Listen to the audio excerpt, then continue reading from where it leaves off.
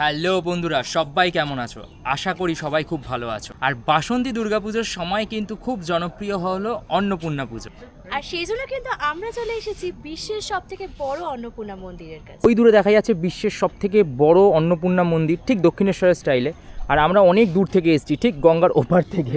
অ্যালক of reality দেখা যাচ্ছে, ওই যে শ্রীরামপুর আমাদের, তাই তো? আমরা বিশাল খাটনি করে এলাম ভাই, বল।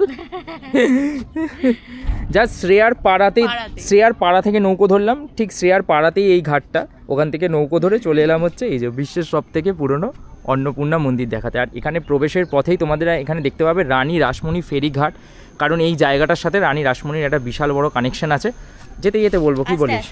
ক্রমশ প্রকাশ একদম। তো ব্যারাকপুর রানী রাসমণি ঘাট থেকে আমি সৌভিক, আমি Shreya, and we are vega bloggers. এই ঘাটের যে অংশটা রয়েছে সেগুলোকে কিন্তু বেশ সুন্দর করে নতুন করে রং ঠং করেছে। আমি এর আগে প্রায় 2 বছর আগে এসেছিলাম, বাড়ির এত কাছে হওয়া সত্ত্বেও, বাট এখান থেকে ঘাটটা দেখছি অন্নপূর্ণা পুজো উপলক্ষে কিন্তু একদম নতুনভাবে ঘাটটা সেজে উঠেছে, যেটা কিন্তু দেখতে বেশ ভালো লাগছে আর কি। বোঝাই যাচ্ছে যে এটাকে নিয়ে আগামী দিনে বেশ বড় পরিকল্পনা ইত্যাদি রয়েছে। এই মুহূর্তে কিন্তু মন্দির চত্বরের একদম সামনে চলে এলাম বেসিক্যালি। আর এই হচ্ছে শিবশক্তি অন্নপূর্ণা মন্দির। এখানে দেখো খুব সুন্দর করে ওপরে লেখা আছে 12/4/1875। অনেকটা তোমরা কিন্তু দক্ষিণেশ্বরের যে মন্দির রয়েছে সেই মন্দিরের ভাইব পাবে। বিশ্বের সবথেকে বড় অন্নপূর্ণা মন্দির। মূল মন্দিরে প্রবেশের পূর্বে কিন্তু এইখানে একটা জুতো রাখার স্থান রয়েছে। এখানে এসে তোমাদের জুতো খুলে রেখে যেতে হবে। 10 টাকার চার্জ, তাই তো? হ্যাঁ, 10 টাকা।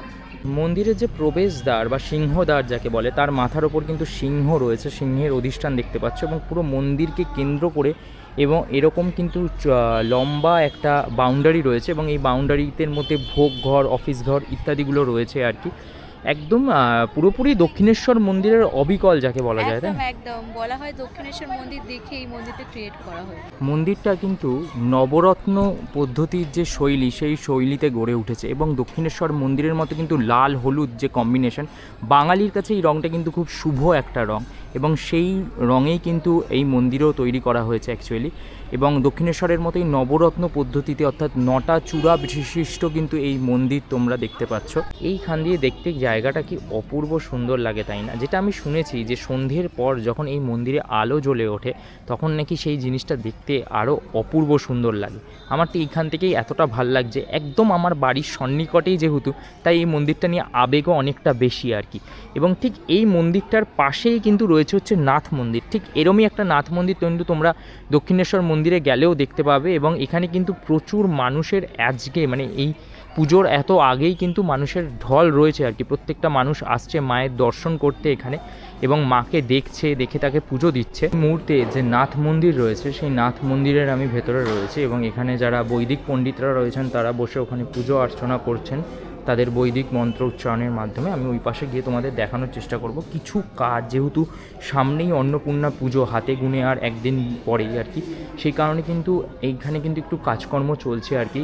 এই ভেতরের যে জায়গাটা রয়েছে সেই পুরো জায়গাটাকে বিভিন্ন রকমের যে কারুকার্য করার ইত্যাদিগুলো চলছে, এবং এখানে কিন্তু ওনারা প্র্যাকটিসিং রয়েছেন। এখানে যিনি পুরোহিতরা রয়েছেন তারা কিন্তু এখানে মন্ত্র উচ্চারণ, বৈদিক মন্ত্র উচ্চারণ ইত্যাদির যে প্র্যাকটিস সেটা কিন্তু এখানে করছেন আর কি।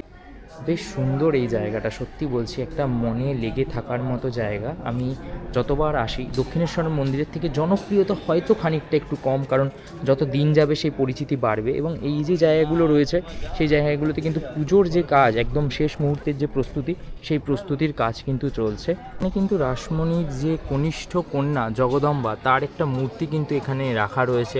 এখানে মা অন্নপূর্ণার মূর্তিটি কিন্তু সম্পূর্ণ খাদহীন সোনা দ্বারা তৈরি, আর ভোলে বাবার মূর্তিটি কোষ্ঠী পাথরের দ্বারা তৈরি।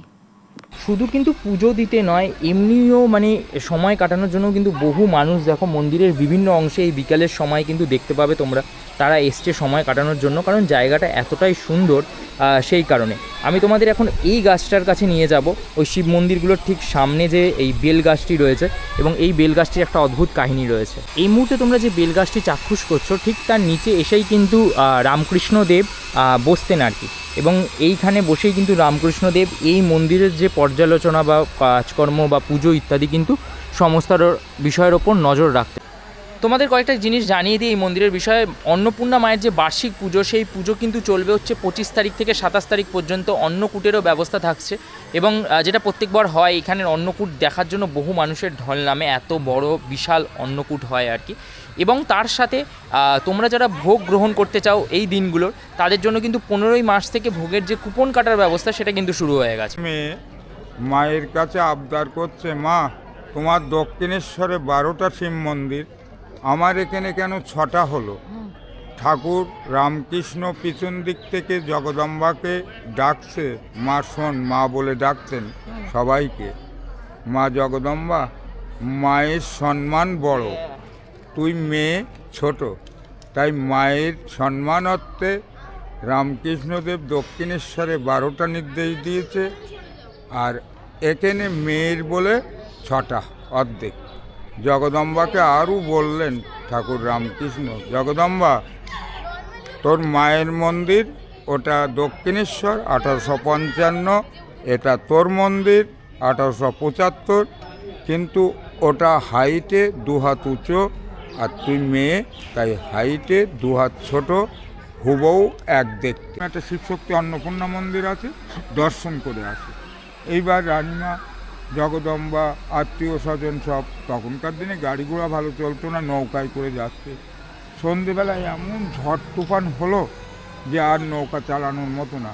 তখন রানীমা বললো, মাঝি ভাই তুমি নৌকাটাকে বাঁশটায় দিয়ে পুঁতে রাখো, কাল সকালে যাত্রা করবে। সকালে আর যাত্রা হলো না। ওই রাত্রেই অন্নপূর্ণা দেবী স্বপ্নে দেখালেন, তোরা যাচ্ছেই বাড়ি ফিরে যা, কেউ কাশী বিশ্বনাথ ধামে যাবি না, আমার গঙ্গার ধারে শিবশক্তি অন্নপূর্ণা মন্দির কর। জগদম্বার সম্পূর্ণ সার্থক, মা আমাদের সম্পূর্ণ জ্ঞানী শোনার, বাবা পাশে, কষ্টি পাথর, অষ্টধাতু। আর তখনকার দিনের স্বর্ণকারেরা ওই খাদ ফিট দিত না, পুরোটাই সোনা। এই মন্দিরের ইতিহাস। আশা করি ভিডিওটা তোমাদের খুব ভালো লাগলো। এরকম প্রচুর ভিডিও নিয়ে আমরা হাজির হতে থাকবো, কারণ সবে তো বাসন্তী দুর্গাপুজো শুরু, এরপর আরও অনেক চমক থাকবে এই বাসন্তী দুর্গাপুজো আর অন্নপূর্ণা পুজো। তাই আমাদের চ্যানেলের ভিডিওগুলো ভালো লাগলে চ্যানেলটাকে অবশ্যই সাবস্ক্রাইব করে পাশে থেকো, আর বেল আইকনটা বাজাতে ভুলো না। খুব শিগগিরই নতুন কোনো ভিডিও নিয়ে দেখা হচ্ছে, ততক্ষণের জন্য সবাই খুব সুস্থ থাকো, ভালো থাকো। Tata and Durga Durga.